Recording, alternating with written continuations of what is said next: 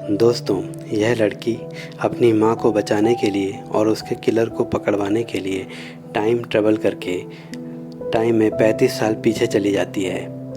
तब हम देखते हैं इस फिल्म की शुरुआत में हैलोवीन का दिन दिखाया जाता है, जिस दिन 3 लड़कियों की बहुत ही बेरहमी से हत्या कर दी जाती है। जिसमें पहली होती है टिफ़नी, जिसके उसके ही 16 बर्थडे के दिन घर में ही बेरहमी से हत्या कर दी जाती है। दूसरी होती है मारिसा, जिसकी उसके घर के पास में ही कोई कत्ल कर देता है। तीसरी होती है हैदर, जिसकी गाड़ी के बाहर हत्या कर दी जाती है। ख़ास बात यह है कि तीनों बहुत ही अच्छी फ्रेंड होती है और तीनों 16 ईयर्स की होती है। कातिल 16 बार चाकू मार करके उनकी हत्या करता है। जो किलर है वह एक अलग तरीके का मास्क पहन कर आता है।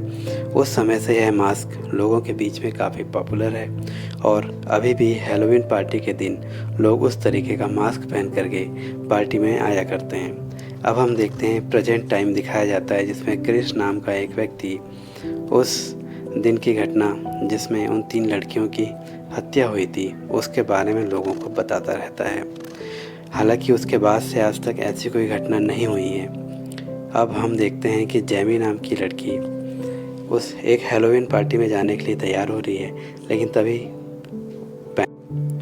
पैम जैमी को पार्टी में जाने से रोकती है, क्योंकि जिन लड़कियों की आज से 35 साल पहले हैलोवीन पार्टी के दिन हत्या हुई थी वह उसकी फ्रेंड ही थी और इसीलिए ऐसा करने से वह उसे रोकती है। तभी उसके फादर ब्लैक आकर के उसे कहते हैं कि तुम चिंता मत करो, मैं उन्हें पार्टी में लेकर के जाऊंगा और वहाँ से वापस लेकर के आ जाऊंगा। इसके बाद जैमी अपनी फ्रेंड एमिला के घर जाती है, जहाँ पर एमिला की माँ लॉरेन छुट्टी के दिन भी ऑफिस काम करने के लिए जाती है और इससे वह काफ़ी नाखुश होती है। उसके बाद हम अगले सीन में देख रहे हैं कि पैम के घर का कोई दरवाज़ा खटखटाता है और बाहर आकर देखती है तो एक मास्क पहना हुआ व्यक्ति वहाँ पर खड़ा होता है। पैम सोचती है कि कोई है जो उसे मजाक करने के लिए वहाँ पर खड़ा है, लेकिन तभी उसके हाथ में चाकू देख करके वह डर जाती है और जोर से दरवाज़ा बंद करके घर के अंदर की तरफ भागती है। तभी वह किलर उसके पीछे आ जाता है और उस पर हमला कर देता है। पैम हालांकि इस चीज़ के लिए 16 साल की उम्र से तैयार थी। उसे डर था कि कभी न कभी उस पर भी हमला होगा, क्योंकि वो जो 3 लड़कियां मारी गई थी वह उसकी ही फ्रेंड होती है। तभी वह किलर को चाकू दिखा करके डराती है। किलर वहाँ से जाने लगता है, लेकिन अगले ही पल पीछे से आकर के वह पैम पर वार कर देता है और 16 बार चाकू मार करके उसकी बेरहमी से हत्या कर देता है।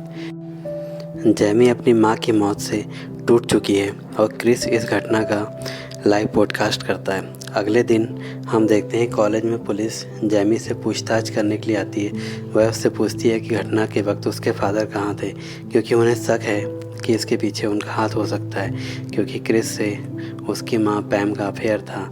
यह बात सुनकर के जैमी बहुत नाराज़ हो जाती है और कहती है कि बकवास बातें करना बंद करो, क्योंकि उस घटना के वक्त उसके फादर उसके साथ ही थे। जैमी वहाँ से सीधे साइंस फेयर में जाती है, जहाँ पर एमिलिया एक टाइम मशीन बनाने के प्रोजेक्ट पर काम कर रही होती है। एमिलिया उसे बताती है कि उसकी माँ हमेशा से ही टाइम मशीन बनाना चाहती थी और उनके डायरी में लिखे हुए नोट्स की मदद से ही वह यह मशीन बना रही है। अगर ऐसा करने में सक्सेस हो जाते हैं तो काफ़ी विक्टिम को वह बचा सकते हैं। तब जैमी को आइडिया आता है कि 35 साल पहले टाइम में जा कर के वह अपनी माँ के कातिल को पकड़वा कर उनकी जान प्रेजेंट टाइम में बचा सकती है और ऐसा करके मशीन में वह 35 साल पहले का टाइम सेट कर देते हैं। इसके बाद हम देखते हैं कि जैमी घर जाकर के क्रिस के पॉडकास्ट देख रही होती है, यह जानने के लिए कि वास्तव में उस दिन क्या हुआ था, लेकिन ब्लैक जो उसके फादर हैं उसे ऐसा करने से रोक देते हैं। कहते हैं कि क्रिस सब चीज़ों को बढ़ा चढ़ा कर बताता है। उसके बाद जैमी क्रिस से मिलती है बाहर रेस्टोरेंट में और उससे पूछती है कि क्या उनका और उसकी माँ पैम का अफेयर था। क्रिस मना कर देता है, कहता है कि जो 3 लड़कियों की डेथ 35 साल पहले हुई थी उस केस के बारे में ही वो दोनों आपस में बात करते थे और कोई बात नहीं है। तब वहाँ से निकलकर जैमी फिर से उस साइंस फेयर में आती है, जहाँ पर उसका पीछा करते हुए किलर वहाँ पर आ जाता है। तब जैमी उससे डर कर बचकर भाग जाती है और भाग करके उसी टाइम मशीन वाले बूथ में जाकर छुप जाती है। लेकिन तभी किलर उसके पीछे आ जाता है। दोनों में हाथापाई होती है और गलती से किलर का चाकू उस मशीन के कंट्रोल पैनल पर लग जाता है, जिससे एक ज़ोरदार पावर जनरेट होती है और मशीन एक्टिवेट हो जाती है। तभी जब जेमी उस बूथ का पर्दा खोलकर देखती है तो बाहर का नज़ारा ही कुछ बदला हुआ था। तब उसे समझ में आता है कि उसने टाइम ट्रेवल कर लिया है और वह ठीक 35 साल पहले पहुंच चुकी है और आज हैलोवीन का दिन ही होता है। और अभी जब वह पता करती है पैम के बारे में तो उसे एक लेडीज़ बताती है कि वह तो अभी कॉलेज में होगी। इसका मतलब था कि अभी जो पहली मर्डर था वो हुआ नहीं था। तब इसके बाद जेमी कॉलेज में जाती है और वह बताती है कि वह बाहर से आई हुई स्टूडेंट है और वहाँ पर एडमिशन ले लेती है और ख़ास बात है कि उसको आसानी से एडमिशन मिल भी जाता है। इसके बाद वह कॉलेज के स्पोर्ट्स रूम में जाती है जहाँ पर वह तीनों लड़कियाँ टिफ़नी, रोसिया और हैदर उसे दिखाई देती है। इसके बाद उसकी नज़रें अपनी मॉम पैम को ढूंढ रही होती। तभी एक लड़की उसे पीछे से गाली देकर बुलाती है और एक बॉल मार के उसकी नाक तोड़ देती है। जब जेमी पलट करके देखती है तो वह कोई और नहीं उसकी मॉम पैम होती है। पैम बहुत ही बिगड़ैल और ज़िद्दी किस्म की लड़की होती है जो अपनी जूनियर्स को बेवजह ही परेशान करने वाली होती है। तब जेमी उसे बताती है कि आज जो कि टिफ़नी की बर्थडे पार्टी है तो वहाँ पे उसका मर्डर हो सकता है, लेकिन कोई उसकी इस बात पर यकीन नहीं करता है। उसके बाद जेमी को कोई रास्ता नज़र नहीं आता तो वह पुलिस के पास जाती है और पुलिस को बताती है कि टाउन में आज एक बर्थडे पार्टी है और वहाँ पर उस बर्थडे गर्ल का मर्डर होने वाला है। तब पुलिस भी उसे कहती है कि हमारे छोटे से टाउन में आज तक कोई क्राइम नहीं हुआ है तो मर्डर तो अब छोड़ ही दो। उसके बाद वह जाती है एमिलिया की माँ लॉरेंस के पास। लॉरेंस से मिलती है तो वह हैरान हो जाती है कि यह कौन लड़की है। तब जेमी उसे उसकी सीक्रेट डायरी के बारे में बताती है और उसे बताती है कि वह आज से 35 साल पीछे आई है और प्रेजेंट टाइम में उसकी बेटी ने एक टाइम मशीन बनाई थी। उसकी मदद से वह अपनी माँ का मर्डर रोकने उसके कातिल को पकड़ने के लिए टाइम में पीछे आ गई है। उसके बाद हम देखते हैं प्रेजेंट टाइम में जेमी के फादर ब्लैक अपनी बेटी को ढूंढ रहे हैं जो पिछले एक दिन से लापता है। तब एमिलिया उसे बताती है कि उसने टाइम ट्रेवल करके टाइम में 35 साल पीछे चली गई है। तब ऑब्वियसली ना ब्लैक ना ही पुलिस कोई भी उसकी बात पर यकीन नहीं करता है, लेकिन क्रिस को उसके बात में इंटरेस्ट आता है। वह उससे जानना चाहता है कि आखिर क्या हुआ था। उसके बाद हम देखते हैं पार्टी का सीन दिखाया जाता है। पार्टी में वह बहुत ही अट्रैक्टिव एक लड़के को देखती है, लेकिन वह यह देखकर शॉक्ड हो गई कि वह कोई और नहीं बल्कि उसके फादर ब्लैक है।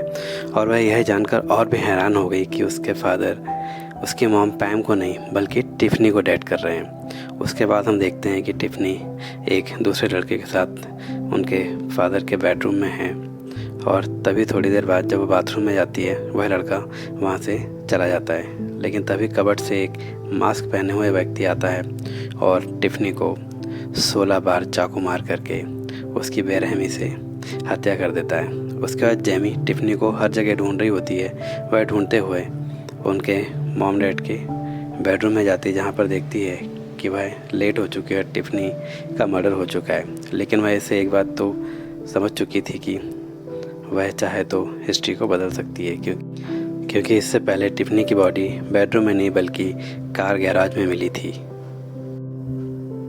इस घटना के बाद पैम जेमी से पूछती है कि उसे कैसे पता था कि टिफ़नी का मर्डर होने वाला है। तब जेमी कहती है कि वह एक साइकिक रिसर्चर है और वह यह प्रेडिक्ट कर सकती है। उसके बाद जेमी उस रात पैम के साथ ही रुकती है।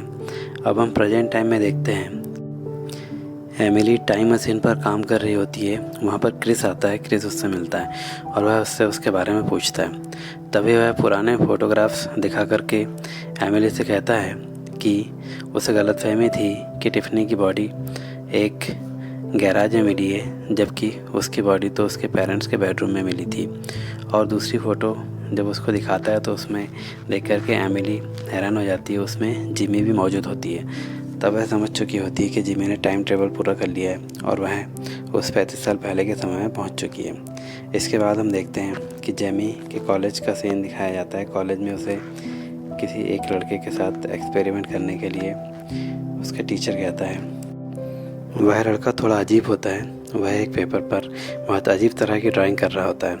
यह देख कर के जेमी को थोड़ा उस पर डाउट होता है, लेकिन उसके बाद पैम, हेदर और मॉरिसा एक आउटडोर पार्टी का प्लान कर रही होती है। जेमी उन्हें ऐसा करने से मना करती है, लेकिन फिर भी वो तीनों नहीं मानती और वह कहती है कि उस पुराने से कैबिन के बदले वह अपने फादर के फार्म हाउस पर पार्टी करेगी। लेकिन जेमी को पता था कि एक पुराने से कैबिन में मॉरिसा की मौत हो सकती है। उसके बाद वह सभी लोग मिलकर के उस फार्म हाउस में जाते हैं। जेमी देख कर के थोड़ा सा हैरान होती है, क्योंकि उसका डिज़ाइन बिल्कुल वैसा ही होता है जैसा कि उसने पास्ट टाइम में देखा था, जहाँ पे कि मॉरिसा की डेथ हुई थी। उसके बाद वह उन्हें बोलती है कि हमें यहाँ पे एक्स्ट्रा सावधानी रखने की ज़रूरत है, लेकिन सब लोग उसका मजाक उड़ा करके उसी को बाहर कर देते हैं घर से। वह खिड़की से झाँक करके देखती है कि हेदर बेहोश जैसे एक कमरे में पड़ी हुई है और हम देखते हैं कि मॉरिसा दूसरी तरफ एक लड़के के साथ बाहर वॉक करने जाती है। तब अगले सीन में हम देखते हैं कि हेदर पर एक मास्क लगाया हुआ लड़का, वही किलर, हमला कर देता है। हेदर उससे बचने के लिए भागती है, लेकिन फिर भी वह उसे चाकू मार करके उसकी हत्या कर देता है और वह 16 बार चाकू से मारता है। ठीक उसी तरह उसका जेमी वहाँ से आती है। बाकी सब लोग भी उससे लड़ करके उसे पकड़ने का प्रयास करते हैं, लेकिन वह किलर वहाँ से भाग जाता है। अगले दिन जेमी और उसकी फ्रेंड पुलिस के पास जा कर के उस किलर का ब्लड सैंपल देती है और कहती है कि इसकी डीएनए जांच करा लो। तब पुलिस वाला कहता है कि डीएनए जांच वो तो बिल्कुल नहीं जानता है। आगे हम देखते हैं पैम और उसकी फ्रेंड का ग्रुप जेमी के साथ मिलकर कातिल को पकड़ने का प्लान करते हैं, क्योंकि जिन 3 लड़कियों का मर्डर होना था उससे मारिसा अभी भी जिंदा थी और कातिल का अगला टारगेट मारिसा हो सकती है। इसीलिए जेमी उसके साथ मिलकर कातिल को ट्रैप करने का प्लान बनाती है। यहाँ हम देखते हैं कि लॉरेंस भी उस मशीन को ठीक करने का प्रयास कर रही है और प्रेजेंट टाइम में एमिलिया भी मशीन को सही करने में लगी हुई है। अब लॉरेंस मशीन को एक राइड में शिफ्ट कर देती है, क्योंकि उसे ज़्यादा पावर की ज़रूरत थी।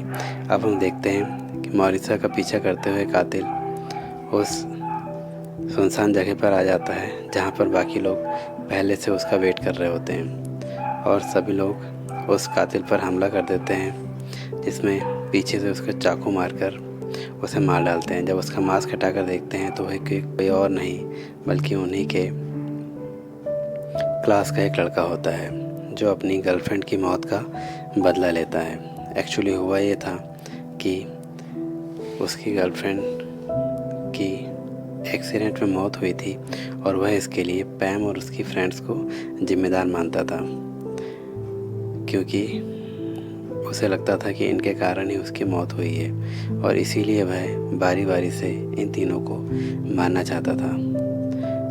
तब मारिसा कहती है कि पैम तो उस समय हमारे साथ थी ही नहीं जब यह सब बातें हुई थी।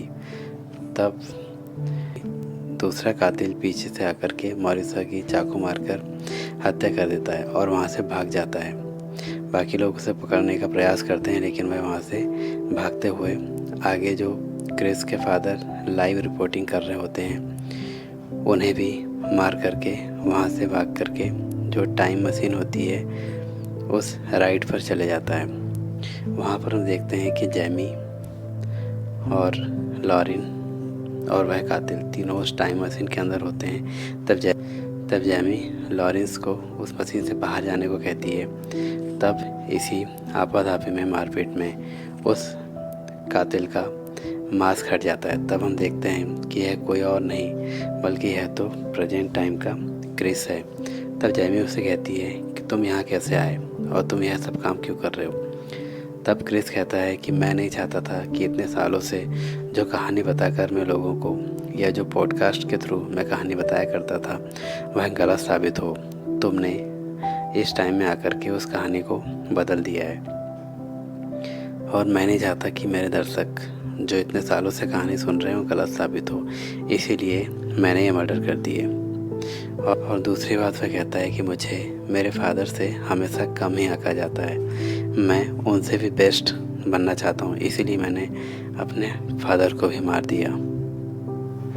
इसके बाद जैसे ही क्रिस जैमी को मारने वाला होता है तभी क्रिस इलेक्ट्रिक गन से उसे शूट कर देती है। तब क्रिस की वहीं राइट की दीवार से टकराकर मौत हो जाती है।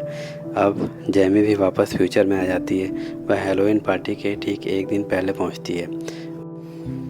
वह अपनी माँ पैम और फादर ब्लैक से मिलती है।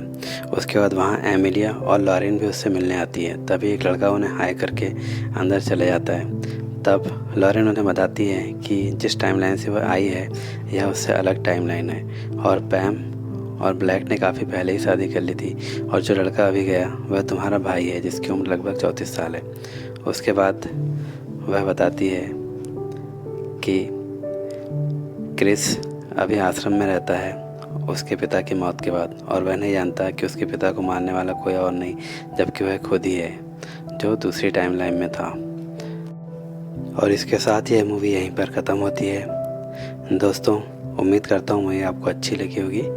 Thanks for watching.